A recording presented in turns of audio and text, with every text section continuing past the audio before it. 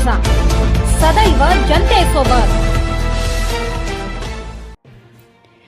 देवळा तालुक्यातील लोहनेर येथील जनता विद्यालयामध्ये गुढीपाडव्याच्या निमित्तानं उपक्रमशील शिक्षक सुनील एखंडे यांच्या संकल्पनेतून आणि मुख्याध्यापिका संगीता सागर आणि पर्यवेक्षक राजेंद्र देसले यांच्या मार्गदर्शनाखाली पुस्तकांची अभिनव गुढी उभारून विद्यार्थी आणि शिक्षकांनी वाचन संस्कृती जोपासण्याचा संदेश दिलाय।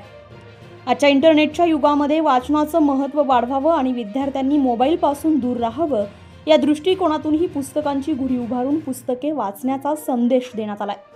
यावेळी विद्यार्थी आणि शिक्षकांनी पारंपरिक वेशभूषा परिधान करून पुस्तकांची गुढी वाचनाची जोडी, पुस्तकांना वाचो, विचारांना दिशा देऊ, जय वाचन जय ज्ञान, मोबाईलला दूर ठेवा, पुस्तकांचा हात धरा, पुस्तके वाचा, भविष्य उजळा आदी शैक्षणिक संदेश देणाऱ्या आशयाचे फलक हातात घेऊन वाचन संस्कृतीचे महत्त्व सांगितले।